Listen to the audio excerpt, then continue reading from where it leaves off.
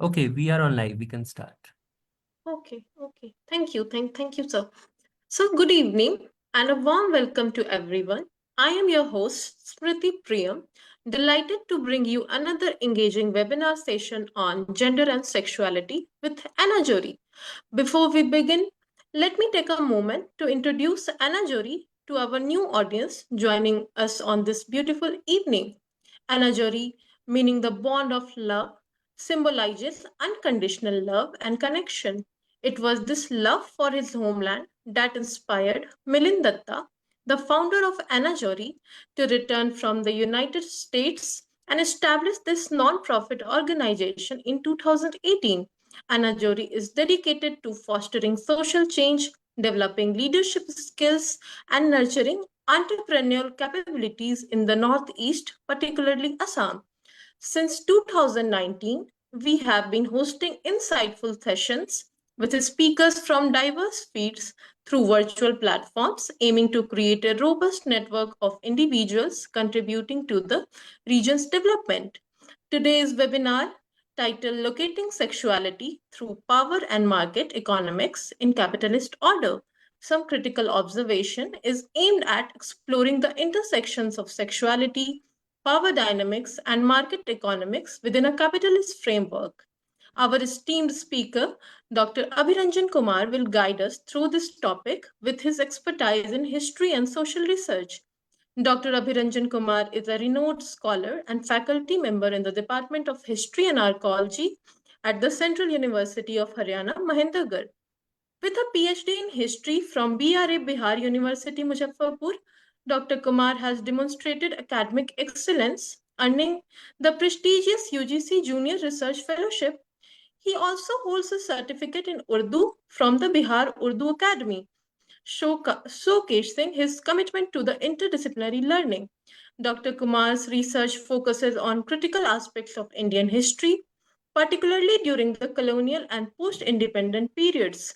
His notable works include the Barai Caste Association of Bihar and the Quest for Social Reform during the colonial rule 1916 to 1947, and the government initiatives, judiciary, and the issues of women in post-independence India are pursual. These studies reflect his deep engagement with the social reform movements and gender issues, offering valuable insights into India's socio-political transformation. In addition to his academic endeavors, Dr. Kumar is an avid traveler, graphic designer, and photographer, bringing a unique blend of creativity and exploration to his pursuits. His multifaceted expertise and dynamic personality make him a captivating speaker and a source of inspiration for students and scholars alike. Please join me to welcome Dr. Abhiranjan Kumar. Over to you, sir. Thank you very much for all those lofty and great words that you actually showered on me. I may not deserve all those words, but yet, thank you in appreciation to whatever you have talked about me. And one thing is, yes, that it is all about that societal change. Society in every age, it requires certain changes as per the requirements and need of and aspirations of the people living in that particular era. And that's what is perhaps one of the duties as well of all the social scientists or the people working into this field. And access to this topic that has been chosen here is actually rather challenging in many ways because it talks about locating sexuality within that capitalist framework and how to view this critically and to what extent the whole aim is to make some uh, uh, to make some contributions in trying to explore sexuality further in our own age, in an age of rapid capitalism, fast battle in the making of profit. So, to what extent does it affect sexuality? Is actually it becomes quite important, and quite often we don't find actually a great and direct relationship between capitalism and sexuality, and that's why not many people have actually even written about it. But that's one area that actually I think that we do need to to get into and try and understand, at least to some extent, is it really possible? And to what extent can we make it possible? I don't suggest that this could be the only way to understand sexuality, but of course, apart from, like, say, besides many approaches that which are available in understanding of sexuality, can there be some place to view it within that capitalist order? That's my intention, and it is with this intention that I thought of making this, taking this opportunity where I can discuss and problematize some of the things, and also get some feedback, suggestions for the explorations at more serious level. So what happens is that whenever we talk of sexuality, the very term sexuality, it it requires some kind of understanding, because I think sexuality is not properly understood even at the level of academia the way it should have been. Various across society, across sections, it may differ, the meaning, the interpretation, and its application too.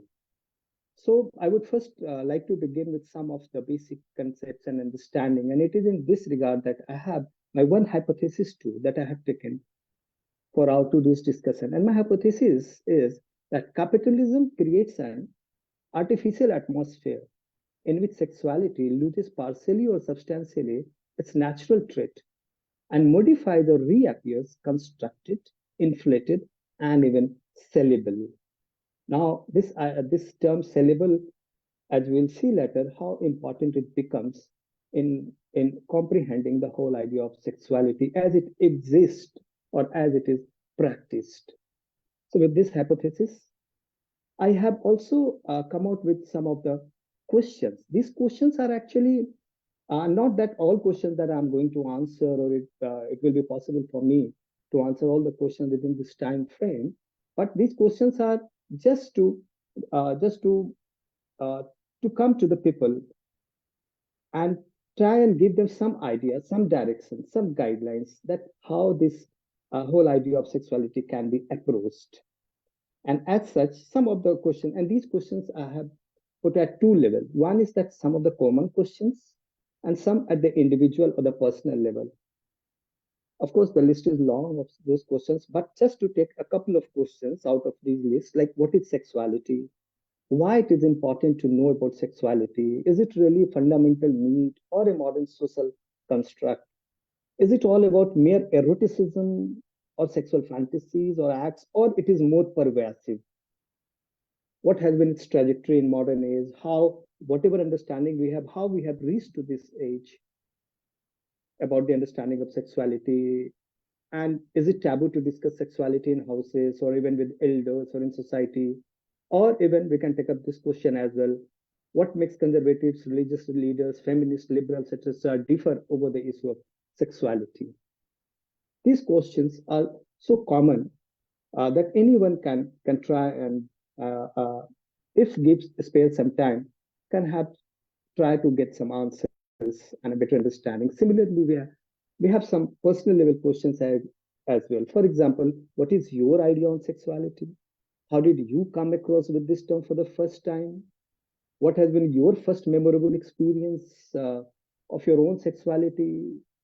How much influence of your own culture, religion, tradition, customs, family values, societal norms, formal education, media, films, your friends, and all have brought in the formation of your own sexuality? So these are some of the questions that actually comes whenever we discuss about sexuality, and that some of it actually, not all, that we would see while exploring this idea of sexuality later on within that capitalist frame. And one more thing, that when we talk of sexuality, although right now we are taking it as an autonomous field, but it cannot be understood, cannot be grasped fully unless we also have some understanding about sex, gender, feminism, and the prevailing conditions in which we are living. So sexuality, actually, it requires to be interrelated with all these concepts, so to develop a better understanding. And For this purpose, we have a historical approach. I would rather like to begin with the historical approach to the sexuality, and then we'll reach to our own contemporary years and that how capitalist atmosphere, capitalist regime that conditions it. So, uh, if we remember, if someone from you belongs to the field of history, the modern age history, that actually from the age of 18th century enlightenment and how it progressed towards the 19th century when some of the social science subjects like sociology, anthropology, psychology, even history, and all these were developing and with the positivist and all other trying to bring the concept of truth in all these disciplines that that actually marked uh, a major departure from how sexuality might have been seen in the medieval years or earlier and how it began to be seen in the modern era. And then with all those different stages of feminist movement, the first, second, third, and fourth, how it has come to us, and particularly after 1960s, the way the critical literary theories like post-structuralism, deconstruction, postmodernism, all their contribution to must be taken into account whenever people discuss about this term of sexuality. So let me begin with this the term as such. In the it was from the 19th century that we see the term sexuality began to appear in the dictionaries, and one such earliest evidences comes from the Oxford Dictionary from 1836, and then later on in many ways like sexual intercourse, sexual orientation, and many other suffixes were being added in the 20th century. And by 1970s, all these terms have been saying its nurturing, its development within the that social science disciplines. In fact, there is a very interesting book where we can get some idea about the sexuality. That's by Joseph Bristow. The book goes by the very title of Sexuality, where in the very introduction we will come to know about the basic ideas about this. Now, when we come to the definition part of sexuality, we see that sexuality has been actually mostly it has been seen through the sexual acts and mere sexual behaviors. But it is the emotional part too, which is actually attached to this whole idea of sexuality, and that must not be relegated to any smaller, say that like footnotes level. So sexuality is actually a more comprehensive term where the sexual feelings, thought, attraction, and behaviors toward other people and all can be studied. In fact, one can also see a WHO a document which defines sexuality as a central aspect of being human throughout life that encompasses sex, gender identities, roles, orientation, pleasure, intimacy, reproduction, etc. And some of the terms which are most very closely associated with sexuality nowadays, in fact, you just try Google and you'll find a number scores of such terms. But some such terms like aromantic, asexual, autosexual, bisexual, demisexual, monosexual, pansexual, queer, all these are the terms which you may find very frequently coming before you, and that's making the whole issue of sexuality actually more penetrating, a more deep rooted one, where we need to have a more sensitive and a more scientific and justified reasonable study in order to understand this sexuality. And to move further, although there are some questions that I'll just touch upon because I know that this time limit, is if you look at the Indian experiences of it, in present day era, sexuality may be a taboo to many sections and to many parts of the society, but has it always been the case throughout the history? No, perhaps not.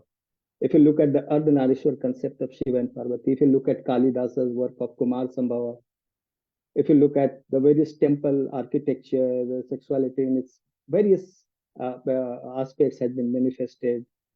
And even the very basic philosophy, Indian philosophy of Purusartha, where dharma, artha, kama, and moksha, all these four were found to be most important ingredients. And also we have phallus worship, like Shivalinga and all.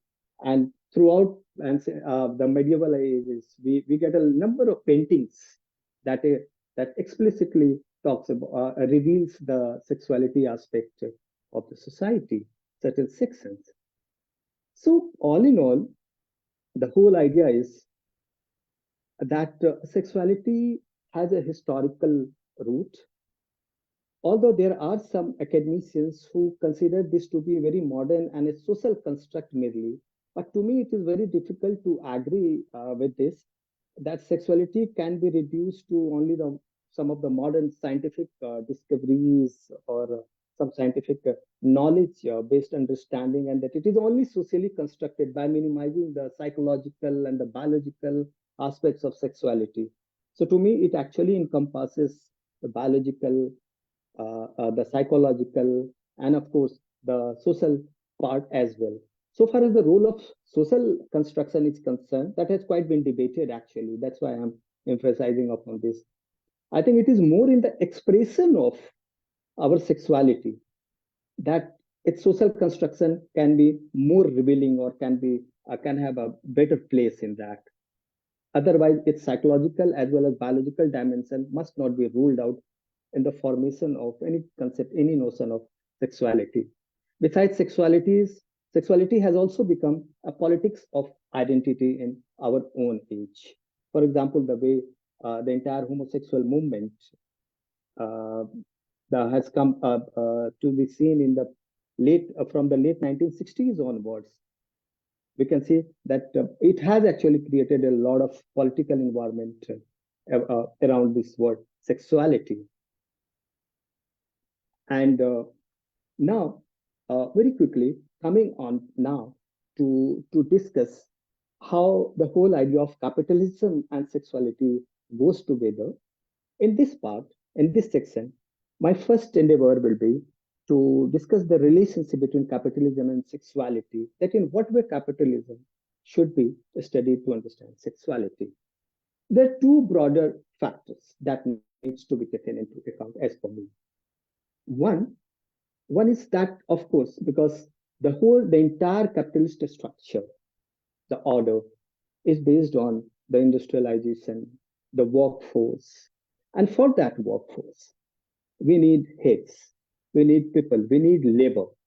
And that labor can be made available only through the sexual activities. And where there the role of sexuality to promote it becomes important. That's one aspect.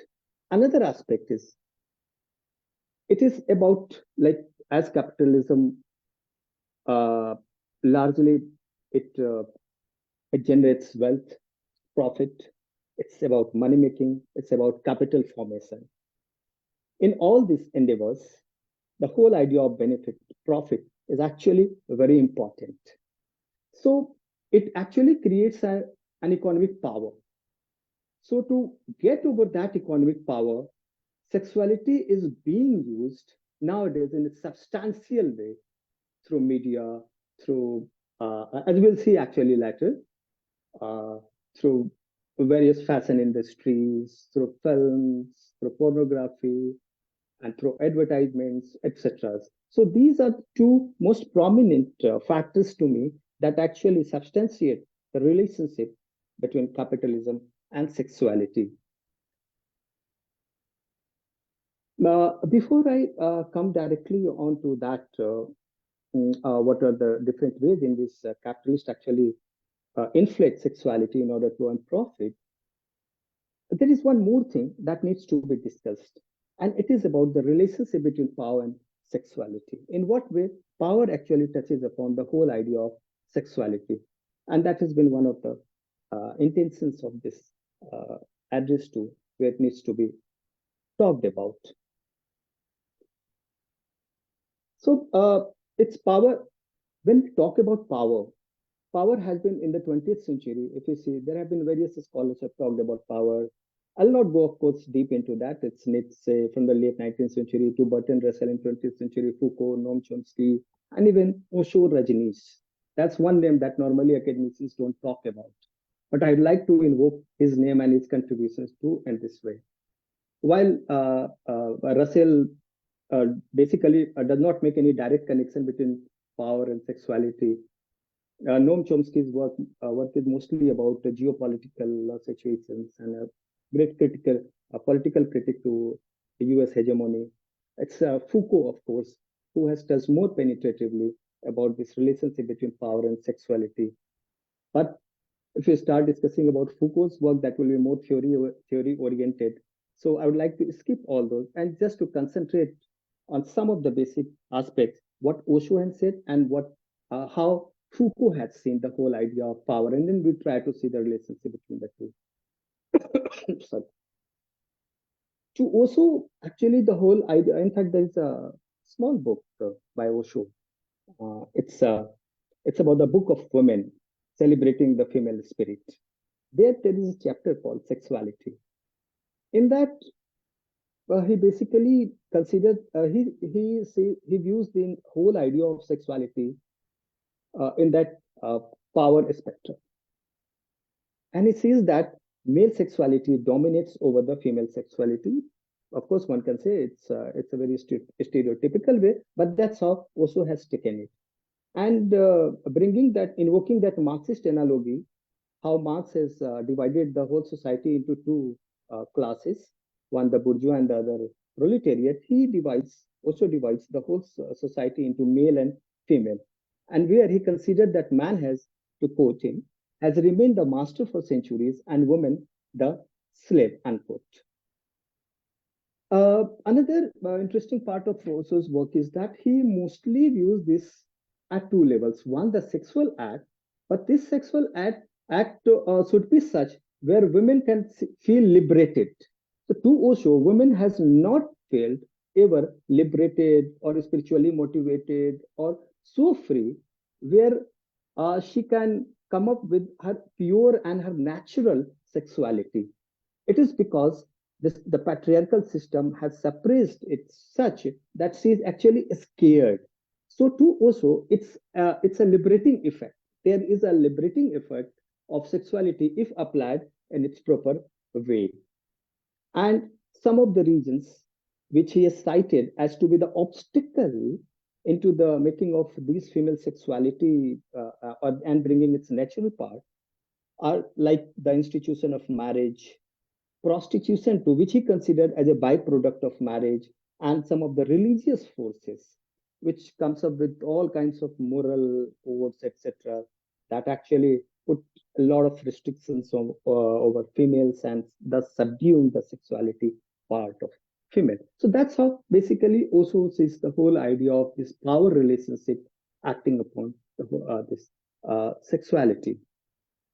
When we come to Foucault, we know like some of the basic understanding of Foucault will suggest you that he basically negated the whole idea of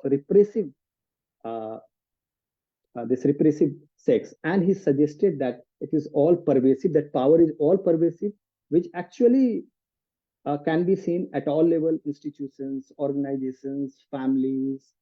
So it is not just about the elite class or the powerful certain lobby who exercises power.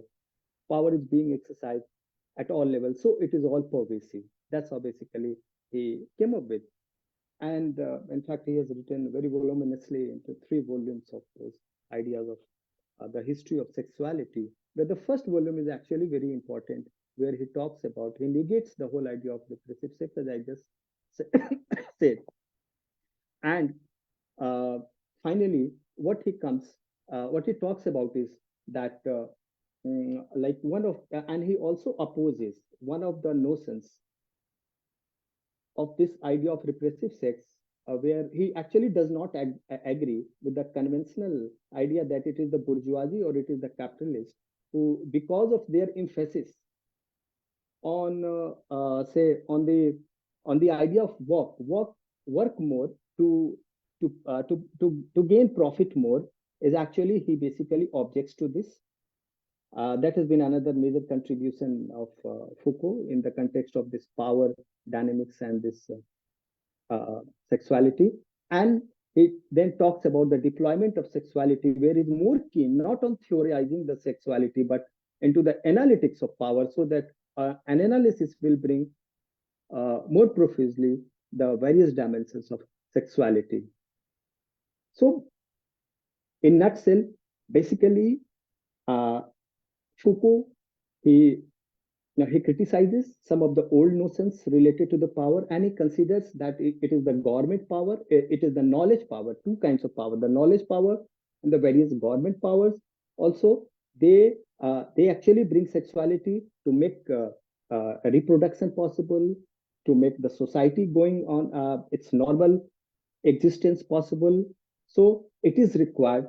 The dimension of sexuality has been discussed by Foucault through these ways. Uh, that's how, in fact, now there is another dimension when we talk at this theoretical level. But my understanding, I would like to add another point to this, is that what about the economic power? There is something called economic power, or in other words, we can put this that how power is used in capitalism to to comprehend sexuality, or to exploit sexuality, or to use sexuality for its own purpose. Now, that's a question. When we come to this question, it is here that we need to take out certain sections or certain such sectors where we can see the maximum impact of capitalist endeavors on the whole issue of sexuality. And as such, we have chosen two such areas of study. One is that advertisement, the world of advertisement, and another is that the world of pornography. Now, both these advertisement and pornography, they have started impacting the human psyche and its repercussions on their behavior, actions, and the whole relationship between one person to another person as well. So it is with this that now we will move from the earlier discussion to our this part, the next part, and the final part of our this discussion, that is about the market economics and how sexuality both are related to each other. And this we would like to establish through this ways of through two sectors, advertisement and pornography. Recently, on Netflix, there is a documentary that I have been watching, and it was entitled Feminist, where Alima Okinos, who is a photographer basically, who in her interview said that beauty is commodity. Now, this whole idea, it's a very simple sentence, very simple, nothing, no complexities in understanding it. But it is actually a very strong one as well, because what nature has gifted to us, beauty, how it turns into commodity, and this commodity becomes fixated into this capitalist structure, and it becomes a way to make profit. So the whole beauty industry is actually also involved here. And if you move further from here with this basic concept, then there is the idea of pleasure. The idea of pleasure, which is normally usually considered to be very fundamental to the relationship between advertisement and sexuality. We will see later that how this idea of pleasure is actually enhanced through sexuality. Through these advertisements, it enhances, it inflates artificially the whole idea of sexuality. That would really be very important. But now there arises another question, that is this just an idea of pleasure, or there is something more which is involved actually? Of course, the idea of pleasure that remains there, but within a strict capitalist order, it is not just the pleasure. And if there is pleasure, it does not remain natural at all. It is being worked upon by money, by the idea of power, by the idea of the creation of bourgeoisie. It's the glamour, and it is the socio-cultural changes.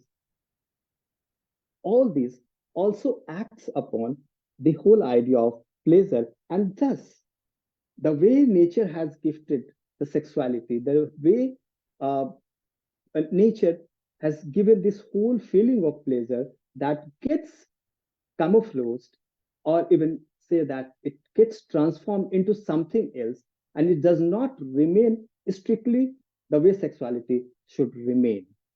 So that's why initially I had said that in my hypothesis that sexuality is it reappears, or it gets transformed into something else, and that we would see.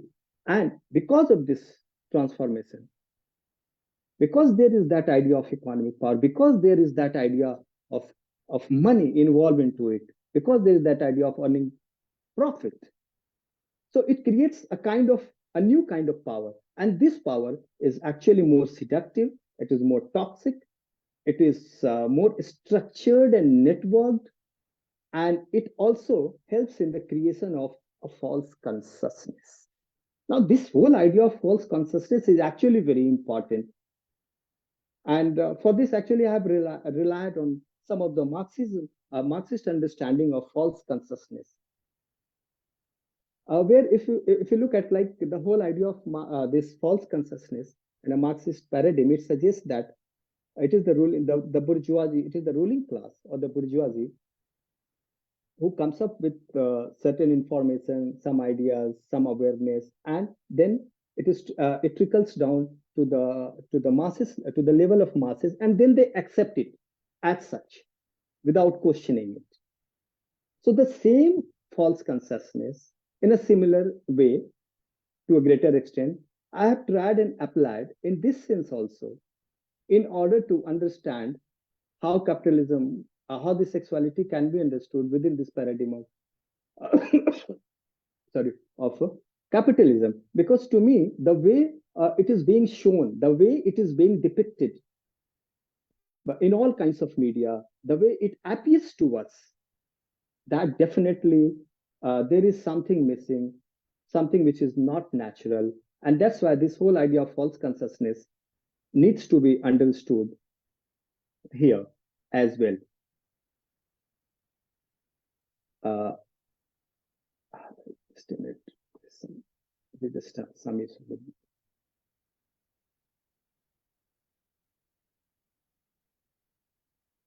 yeah. So the whole idea about this false consciousness, as I just suggested, it is actually the inflated form of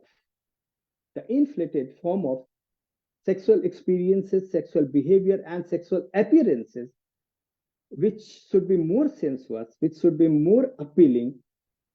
That is what the world of advertisement presents.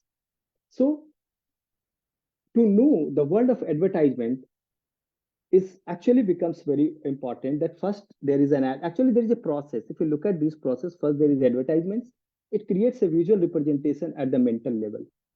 That creates a desire. That creates a desire either to be part of this industry, or somewhere they get influenced by this. They start imitating the way it is shown there. Then there are efforts from the people to get into it, and then they entered into the life of. So if we just look at this interconnection between how an ad affects the psyche of a person, then we see that all those advertisements where the idea of sexuality is being depicted, that becomes very strong, very appealing to the psyche of a person. In fact, there are many uh, interviews and conversations which are available on YouTube as well. Because I'm not sharing right now my this screen, so I'm unable to show you that. But just, I mean, you can go and find out some those conversations where you will find the life of a model. A model is one who is very important, especially a female model. female model is very important in all kinds of advertisements, even if it's whether it's a washing soap or it is anything you talk about, and you will find most of the times in 80%, 70% of the advertisements that female model is there. Who is this? Could be anything between even a child model or between 20 to 40, 50, which is mostly in demand. So this whole world of this advertisement, it creates an illusion. It inflates and it makes the unreal. It tries to put into the minds of the people unreal as real. So people starts also acting in their personal lives, in their family lives, in their social lives, and then it becomes problematic at many places. In fact, if you look at the entire a lot of controversies are going on, starting with this hashtag Me Too and the subsequent fallout of all that. That how what kind of sexual allegations and sexual exploitations all were happening very much before the nose of everybody. People were knowing it. It was just the courage that someone showed to the world, and then it could come to the light of the common masses who were actually mostly unaware of what goes into it. So now we can try and see, after knowing what's going on inside, what is the inside a picture of it. The way it presents sexuality has come into definitely under a question mark. But that question mark needs to be read out properly by the masses, or at least by those people who are now aware about this. Well, can I share my screen? May I just ask to share my screen because there are some Yes, sir. visuals. You can share. You can share. You are the co-host. Okay, so I can also share.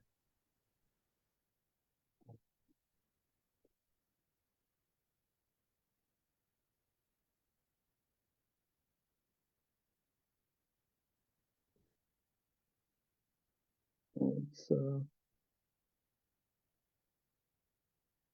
is it this option multiple participants can share simultaneously? Is my screen visible? No, sir, not yet. Have you started the screen sharing? This share, no? It is in this share option. Yes. Click on that and you will get three options. On that, Yeah. click on and share entire window.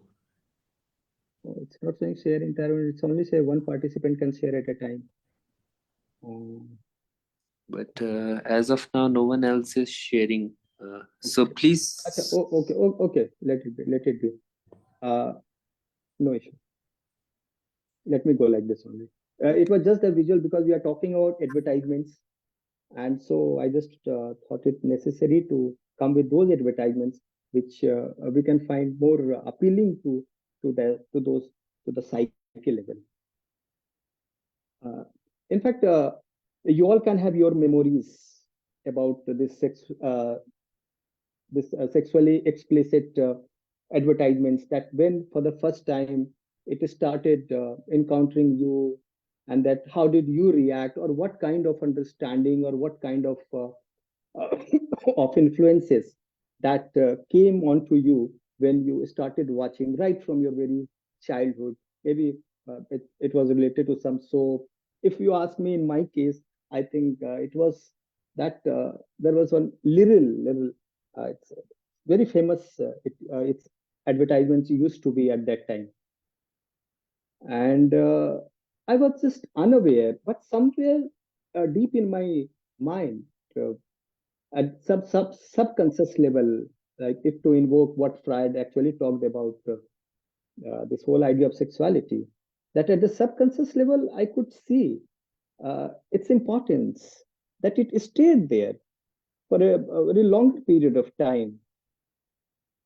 So, and then, in fact, there's been a history of these kinds of advertisements coming uh, and trying to occupy the psyche of the people.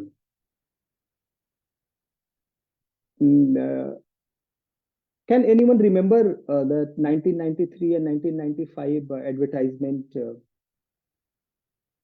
from our own Indian industry? It was about a shoe called Tough Shoes. It was in 1993 with two of the very famous models at that time. They came, there was a pose where both are attached to each other completely naked. And there is a snake, and then they are wearing shoes. It became quite controversial at that time. And many people had even objected. Remember, that was the middle of the or the early part of 1990s. India had started witnessing some of the changes. Globalization had been introduced, and internet and computer had actually started making its way. Its presence felt very strong, at least in the urban areas. So now people were now trying to connect with each other and knowing more.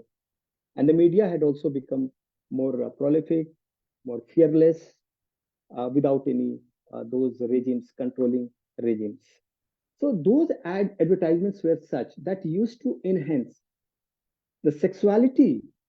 And one of the basic and say the most negative impact of such advertisements used to be, even now we can see that it starts people starts imitating it because of the kind of influences they get from those advertisements. They start living some kind of artificial world, and they start taking those unreal things as real and start behaving it. It becomes part of their behavioral practices, and and the kind of reaction, normal reactions also, it starts being attached to. So in that way, if we see it that way, it was really very problematic. Forget about those morality and the ethical part, but this was the most dangerous part, and that we would also see when we come to that the pornography industry we take and the kind of its impact that is being felt or across the world, not just case of India, that we would see. So, in fact, there were some visuals that from America way back in 1871 that there used to be Pearl Tobacco Company. So one of the earliest initiation of exhibiting or displaying female body as part of the advertisement came from USA. One was such Pearl Tobacco Company. Another was there was one more company that was very popular at that time, and it was in 1911 that another ad in America became very popular. It was entitled "A Skin You Love to Touch." It was about a soap, and interestingly, this advertisement was created actually by a female script writer herself. Her name was Helen Lansdowne Rizzer, and she rose to become a very prominent advertisement maker. And in the as I just said that it was in the Indian case, it was only after the penetration of the digital media, internet from 1990s onwards and early 2000s that we see that it started having its impact felt more on the adolescent and the adults alike, actually. So that's how, if we talk about the advertisement industry and its impact on sexuality, we find that it creates a world which actually is not real, but because of the way it is displayed, the way it attracts the psyche of a person, people start believing it into it, and that affects poorly for the health of the society and even the health of that person's personality. Now, having discussed that in brief, now allow me to move to the next part of my discussion about another sector that I have taken, and that is the pornography. So the whole idea of pornography and sexuality, it does not need any elaboration or any justification. We can clearly see that there is a direct correlation between this sector, which is in most of the countries, it is illegal, it is unethical, it is violent, it is unacceptable at many levels. Yet, the irony is, despite all these objections, it is getting an acceptance. I'm not talking about the legal acceptance. No, it has not been given in most of the countries any legal acceptance. But socially, the way it is penetrating, the way it is affecting family across ages, the people of the members of that family, that it has really made us to think that is it really just the money that matters? What about the human values?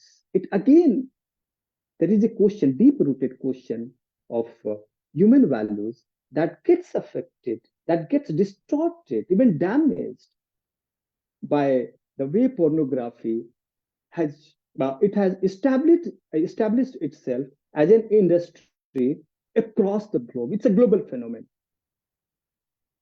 Uh, if we talk about pornography as such, let me come up with some very basic understanding of it. That basically, uh, it is a Greek word which is composed of porne and graphene. Porne is basically about prostitute, and graphene is to write, like we write, say that photography. So there is graphite. We used to write with graphite and pencil and all. So it's that write. So to write about prostitutes. So one of the earliest example coming from a Greek about this, it was in this term of prostitute. So any work of art or literature depicting the, sorry, the life of prostitutes was about this pornography. If we talk of the major forms of pornography, very quickly I'll be just deliberating about this: videos, magazines, graphics, animation, audio recording, sexually explicit writings. All these constitutes the major forms of pornography. And if we talk about the types of pornography, believe me, there are at least about 27 different forms of pornography that exist. There is a work actually by Hald and Stelhoner, but that was published in 2015.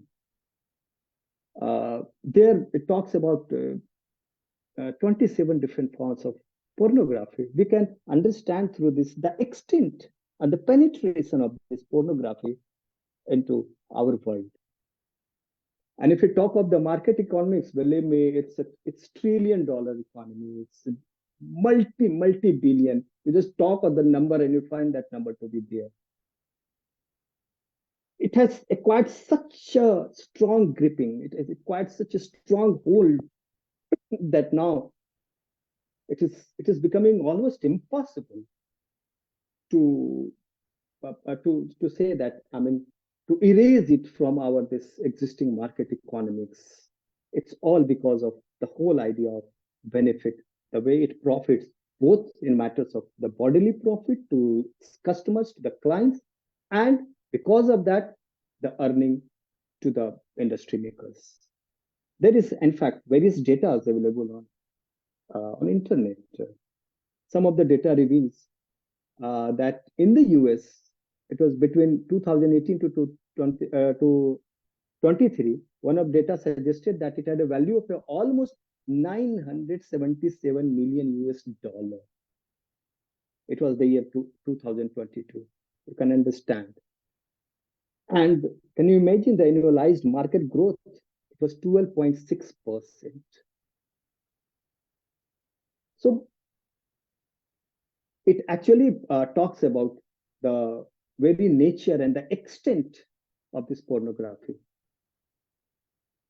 And in fact, there is another report that actually divides the whole world into different regions like North America, Europe, Asia Pacific, Middle East and Africa, and South America, where the pornographic these industries have been studied. Actually, one of the major problems to study this pornography is also the lack of data. Because it's illegal, therefore collecting data becomes very difficult.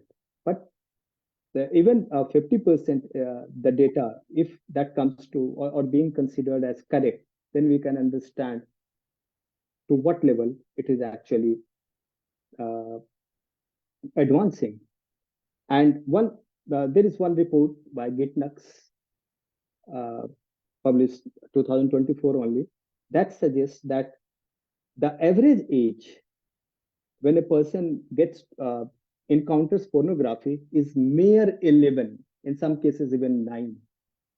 So 11, 12 years when children are getting exposed to this, you can understand the industry and what kind of understanding about sexuality, the sexual behavior, the sexual norms, all those young minds would be getting. It's actually it's quite a dangerous kind of situation that we are living in that age where we have to, apart from so many achievements in different fields, we also have to grapple with this reality. If we talk about our own Indian experiences, even Indian government is actually very serious about how to get rid of this manic of, or to curtail this manic of this pornography uh, for a fuller and healthy and a normal life of the society. So two such steps, I just very quickly would like to mention it and not to go into the detail of that. There was one ad hoc committee of the Raj Sabha which published its report in 2020. And then it was in 2015, there was again a report on a petition to curb the cyber pornography by bringing some amendment to that Information Technology Act of 2000. So there, there are efforts, there are an acknowledgement. In fact, these reports itself shows that the issue has become really very wide in nature, so much so that the government has to step into this. And another question related to this, and that will help also understand this whole industry better, is that what are the means that perpetuate this porn industry? Unfortunately, most of the violent means that has all the potential and the capacity to disturb the normal social fabric of the society comes and help to perpetuate this porn industry, like this prostitution, human trafficking, child sex industry, kidnapping, wars, migration, displacement, and other inhuman practices that's going on because of the deteriorating geopolitical situations, economic depravity, forced socio-economic conditions, marginalization, illness, family apathy, frustration, and a distorted childhood. These are some of the minimum factors which are actually helping to substantiate and allowing this porn industry not just to stand here, they are not just to stay here, but also to to grow, to grow very rapidly.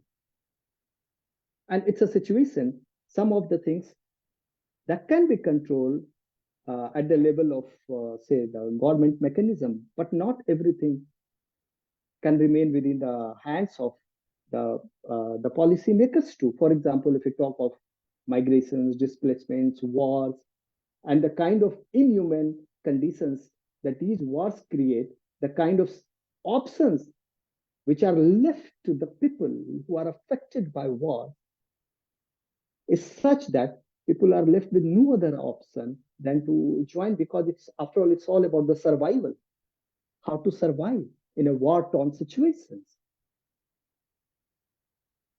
There are some studies that is being done even in this the currently going on this Russia-Ukraine war on those how it is affecting the human trafficking. Then there are some reports also from the UN that talks about it. So any reasonable mind would like to, would prefer to go and study those issues, and to find that how this whole industry of pornography is being underpinned by such mindless acts of our own generations. That's something actually very important. Just allow me to quote something. There is one UN report which was published in July 2024 that talks about the nexus between violence and prostitution. And it is this prostitution that is one of the biggest ways where pornography is extended, is held, and its ultimate impact on the normalization of abnormal sexual practices and on sexuality also can be seen. It says that, quote unquote, prostitution results in egregious violations of human rights and multiple forms of violence against women and girls. who they are often dehumanized and perceived as persons without human rights. Next, further, quote unquote, on the macro level, the development of prostitution system is heavily influenced by patriarchal norms and the accompanying abuse of power and sexual demand by men, exacerbated in recent decades by globalization, where everything can be bought and sold. Economic inequalities, conflict, occupations, and increased militarization, destruction of ecosystems, aesthetic industries, the legacies of colonialism, war, etc., etc. And it goes on further, the report goes on further. That actually creates a very darkening view, a very gloomy view before us. But what kind of world in which we are living, where even a normal, uh, say our sexuality, the normal way of sexuality, is being impacted by such abnormal, inhuman practices. And unfortunately, we voluntarily are becoming a client to this whole system, where the entire idea of money making, profit making, that rules at the center of it. So, in fact, recently I just went through a book by Cheryl Jeffrey. It was entitled The Penile Imperialism. So he's a radical feminist from Britain, and he has written a lot of books about that. And there, one of the, she has also touched upon the sexuality and pornography part in that book, Penile Imperialism. Her reading is actually quite relevant to us. It says that there is a growing normalization of the extreme form of sexual behaviors, affecting us poorly in psychological terms, in health terms, in social terms. In all these terms, because of this normalization, for example, there is a growing sadomasochism in some of the sexual practices. A number of people are now, they have started, and there are some books as well, which has been written, some fictions have also been written on these parts. That's actually, this particular aspect is quite disturbing and dangerous, at least to the person like me. I'm not going to generalize it to some people who, I don't know, for the regions best known to them that who like this, but to me, these are not the normal behavior. And yet the partner, sexual partner, is being forced to act. And then a lot of violent cases are there that has even damaged the bodies, certain body parts of the persons, the sexual partners, which has resulted into their landing into various clinics and hospitals. So this is one very important takeaway from this entire discussion, that I definitely wanted to highlight, that how our generation, our family system, and our members are being impacted by this. Then now coming towards the end part of this discussion, some of very important issues which has been raised by some scholars in the past. There was a book by Catherine Berry in Female Sexual Slavery. It's a very famous book, Female Sexual Slavery. Remember, this was the year 1979. Even then, at that time, pornography was recognized by this author, Catherine Berry, as to be very violative of the basic human norms. And there she defines it, that pornography acts as or it is the ideology of cultural sadism. This is what basically how she has defined it. We are free to interpret it the way we want to, but definitely it's a strong attack on the whole idea of pornography and its penetration. Those were the years of video cassettes and magazines like Playboy and all, which were more in circulation. Then in 2001, Frederick Lane defines it that pornography actually, it democratized prostitutions and domesticated it by potentially bringing prostitution into every man's home. That's a very hard statement. Nonetheless, a real one as well, to some great extent. Then there is an Austrian scholar, Megan Tyler, who wrote sometimes around 2016 an article that views pornography within a capitalist patriarchy context. And it was suggested that it was a kind of a revenge, and that the relation of man-women, which were challenged by the feminists at the social, cultural, and economic level as they were progressing, they were getting more freedom, so that forced the men to take revenge. And pornography could be seen as a response from patriarchy to those upsetting changes benefiting feminism. These are some this particular three quotations and references I have deliberately introduced here in order to make this whole idea of relationship between pornography, sexuality, and capitalism a more broad based. And now just one or two more things that I would like to discuss about it is that the very question, very natural one, is that okay, there could be one or two factors that we discussed in detail, that how it is poorly impacting, but are these all which is being affected by pornography? No. It is the very privacy, it is the dignity of the person, it is all social ethics, it is the peace of the society, it is the normal behavior which is being changed, modulated. It is the direction of education, the mindset, the productivity, attitude. It is respect towards women. It is the social fabric, the family relations. All are actually under attack through this capitalist, profit-oriented pornographical industry. And instead, what it introduces to the society is violence, abnormality, sick mentality, abuses, brutality, aggression at the behavioral level, at the social level, at the family level, thus making it that something that used to be for some positive purposes, the natural gift of sexuality, which was there to sustain the society and to get a feeling of it, all those have been evaporated. All those have gone. And instead, an artificial and inflated and a constructed ones which are coming there to replace it. That's damaging.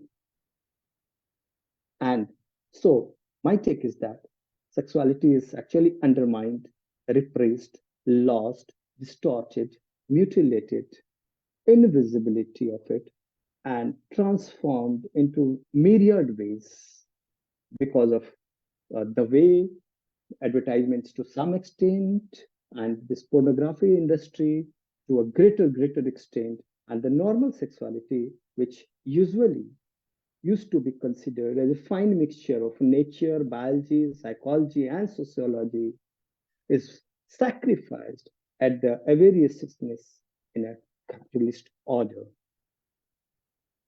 So now, just to sum it up, the way the entire this issue of sexuality can see potential to be studied within this capitalist frame, to me it is important, and it is now high time to discuss the idea of sexuality from this capitalist angle as well, apart from various other approaches, biological, psychological, sociological, historical, and other ways that could be that people, scholars, social scientists are taking into. I actually advocate to study and believe in this kind of approach where we can see some impact of the capitalist regime on the whole idea of the formation of sexuality in our own age. And with this, thank you very much. Thank you so much, sir, for such a thought-provoking and enriching session. Your insights into the intersections of power, economics, and sexuality have truly deepened our understanding of these critical issues. And with these, we would like to open the floor for the questions and comments. And we have got some questions which I would like to convey to you. Sure, So, please. the first question is from Prabhat, and he asked this question that prostitution and the use of female or male have been in the empires from ages, but why it has been so ingrained in the 21st century? So, we can see a sharp flame violence of self objectification ads or their identity crisis. What the impact on the Indian society as well as other societies? What can be the way to enlighten society and prevent this too? Well, actually, yes, there are a lot of questions attached in this one.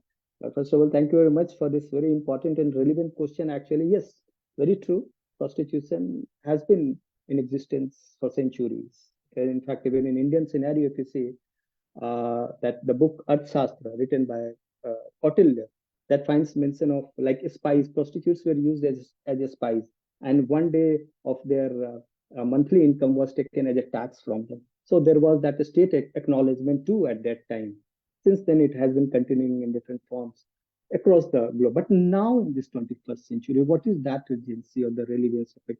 Because of the deep penetration of internet and the way it has come, that's what I had been actually discussing, that why we need to be more cautious about it is that the way it has reached to our home, the way it has reached to the childhood, the whole childhood is actually being transformed, and their early maturity is definitely not good. The way naturally a personality should groom, should evolve. So far as the Indian society is concerned, it's not just, please do not try to limit it to the Indian society. Being human, we are actually part of all society. Wherever we'll go, we encounter this kind of situations. Male, female, everywhere, they are same. So it's not just the Indian society, keeping the global society and being part of that as a global citizen.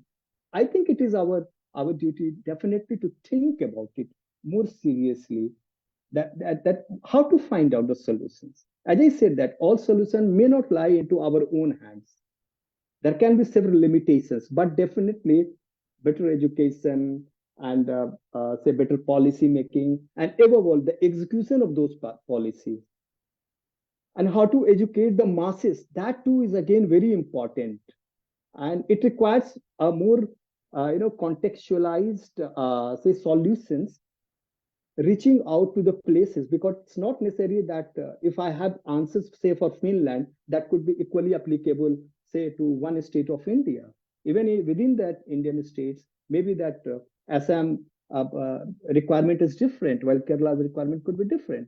So taking into the local context, trying to find out the regions, the taste, the mood, the proclivity, the inclination of the people of that very area, we need to sort out. And there definitely needs to be with a better education. I don't mean that reading and writing skills, no way at all. Qualitative one, where what's good, what's bad, people are actually able to judge for for themselves. So unless these things are brought into with that seriousness that I'm talking about, genuineness should be there, the will should be there. Even I can take some actions at some level, you can take some actions at some level, you can introduce some changes within you. We also need to search from inside where we are moving to. So unless we connect ourselves, so we need to create one ecosystem where we are attached, interlinked, and then only we can find some answers. And of course, no any written or kind of declared formula can be there to find out the solution for this. We need to be quite innovative. Yeah, thank Okay. you. Sir, there is one more question by Prabhat, and he is asking that, sir, can you say the identity crisis in 1910 to 1909 and need for women rights and led to such a approach by feminists to enter the male dominant society to create a section of era where female as capitalist use. What your views on this? Uh, Sorry, can you repeat? Actually, the question is rather long. So, can I Okay, also okay. see the question? Yes, sir, sure. Sir, he's asking, can we say the identity crisis in 1910 to 1909 and the need for women right led to such an approach by feminists to enter the male dominant society to create a section of era where female as capitalism used. Yeah, I can see it. Hmm. Yeah. Uh, it is, first of all, it is about the use of the word identity crisis. It was not just about the identity crisis. Yes, there can be this identity crisis, but more than that, it was the right of equality. It was acknowledged that we are no less than our counterparts. We need to have the same rights.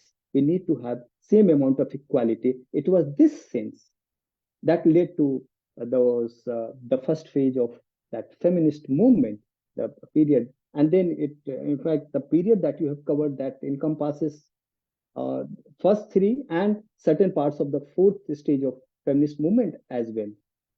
So that's what about the first part, and need for women led to such an approach by feminists to enter the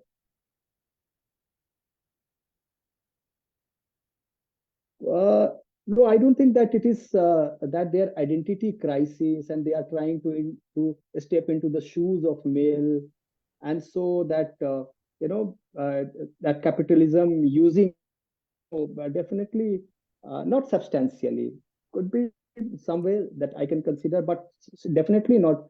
It was their I mean, feminist movement, they wanted equality first of all. So it was and how it created that era where female could be used by capitalism. They are being used by capitalism even now. It has I don't think that it is more about the way they entered into that male dominant society or they stepped into the shoes of the male. No, it's not that. It was their place as well. It was at that time say that the male had occupied all spaces which were meant, so male being basically imperialist, who had taken the rights and the spaces of others as well. They only started demanding their own space, and in that sense they came up with a lot of demands, their rights, approaches. And so far as the use of female within that capitalist structure is concerned, I have already talked about what are the major factors where they have been forced to be exploited, in order to use, rather use the word exploited, under this capitalist regime order that is resulting into these kinds of tendencies or practices. To me, it's that. Okay, sir. Sir, with the paucity of time, we greatly appreciate the time and effort you took to share your expertise with us today. On behalf of Anjali and all our attendees, we extend our heartfelt gratitude and look forward to engaging with you again in the future. Thank you once again. Thank you so much, sir. Thank you, Smriti. Thank you, the entire organization, for extending your invitation to me. It was really a very good time that I really shared with you, and I hope there was a lot to learn from this kind of organization, this kind of meeting as well. So thank you to everyone, Kashmira, Smriti, and all the entire Anozuri team from my side. Thank you very much, and of course, my thanks to the question posers as well. Thank you, dear question askers. Thank you.